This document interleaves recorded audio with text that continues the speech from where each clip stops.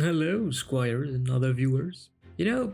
I took quite some time to think about today's tale. Should I do a second episode about Dorian? After all, I only mentioned 40% of what I wanted. Or should I talk about Elderia's cosmology? Talk about the architects, the people from beyond the stars who made this world. Maybe go along this story and mention the Pantheon, people with godlike powers who are revered in the whole world of Elderia. Or perhaps I should do an inventory of Elderian species. It's hard, doing the right thing. But I figured that the best people to talk about when it comes to doing what is right and proper is probably the Bright-Meadow family. So, let's talk about them. Around the year 300 of the era of the Pantheon, therefore 1200 years ago, a humble couple of human peasants without last name from the continent of Tirishfall was plowing its field when a light struck the sky. A pale blue light emanating from a sort of shooting star in the middle of the day. Needless to say, they were starstruck by the event. Starstruck.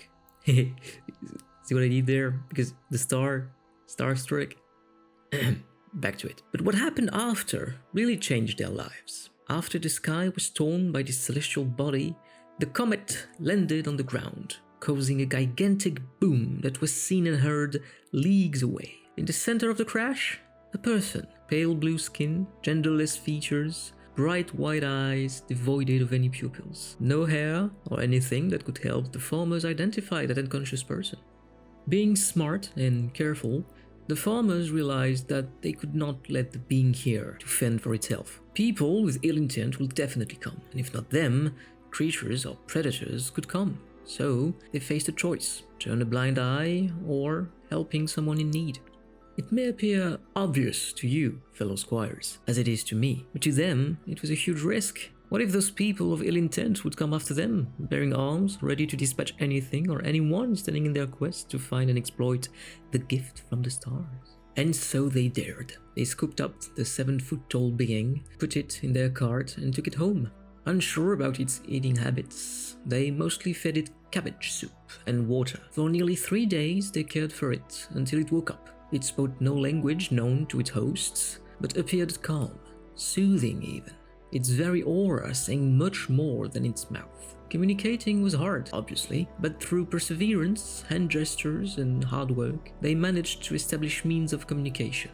The entity spoke only one word, its name, Arakiel. Even though it said it once, the melody of its voice rang through the room, similar to a choir of young, pure children. But, as they feared, people came for Arakiel. A group of mercenaries that are now forgotten. Who paid them remain a mystery well kept by the Bright-Meadows. Upon knocking on the farmer's door, the mercenaries threatened to torch everything should they refuse to comply. And yet comply they did not. The man, 40 years strong, stood his ground and tried to fight off the crooks. Of course, he was easily pushed around and beaten by them. And when the woman came to his rescue, despite fighting more bravely than her husband, she was beaten too. But it would appear that a cure of cabbages and fresh water could fix anything if you're a being from the divine realm. Seriously, kids, eat your vegetables. And so Rakiel got out of his hideout in the cellar and unleashed its might upon the scoundrels. Those who didn't perish from Rakiel's magic tried to fight and capture the angel. But alas, it is hard to stay toe-to-toe with the literal envoy of the Pantheon itself. So, these 7 thugs vanished from Elderia as fast as they took the decision to track the blue light from the sky. Unfortunately, when the mercenaries fought the farmers, they injured their victims badly. The man was on the edge of death, but that is when Arakiel unveiled another part of their magic. Within seconds, Arakiel's light filled the room and healed the farmers back to health and cured all bruises made to his partner. Despite not really understanding everything that just happened, Arakiel knew that staying with the farmers would put their host at risk, and so they left, never to be seen again. Right now you may be wondering, but who are the Bright-Meadows? What's the point of this story? Is Arakiel still wandering the lands of Elderia? Well, short version. I'm getting there. You will see very soon, and yeah, I like to think they are. See, a few years after Arakiel's departure from the farm, the couple had a child, a beautiful daughter named Sarah.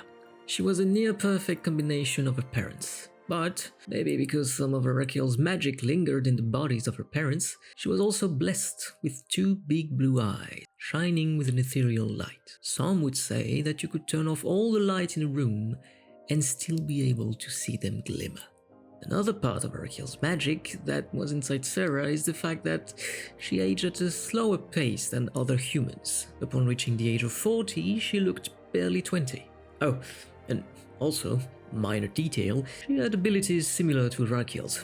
She could create beams of energy that would obliterate their targets, and heal people by touching them with a pale blue light that would emanate from her when she tried to connect with her angelic legacy. You know, nothing major. Unfortunately, her parents weren't like her on that point. Time passed, and so did they.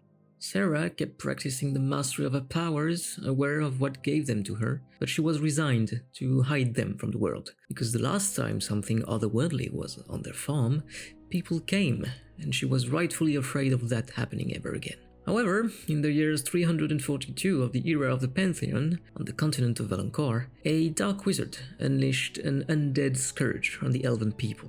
Over the course of 20 years, the wizard, turned lich, almost wiped the elves and ripped off the ground nearly all the world trees as the rest of Elderia watched and decided that it was time to act. So, the many kingdoms in Tirishfal banded together and built an army to join the fight on the side of life and decency.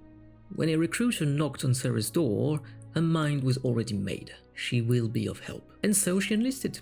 Not because her life was threatened, even though it would have probably been eventually had no one intervened, but she enlisted because she knew that her gift would be useful there. And useful they were. Sarah became a fierce warrior within 3 years, a renowned healer within 5, and finally, in 369 of the era of the Pantheon, the war on the Lich ended with its defeat, and Sarah faced another choice: going home or making sure that no necromancer parasite would try to take over after the death of their master. So she stayed and joined a band of adventurers that made a fortune and a name out of hunting former generals of the Lich and any other person fool enough to take up the mantle of the monsters that almost wiped out the elves.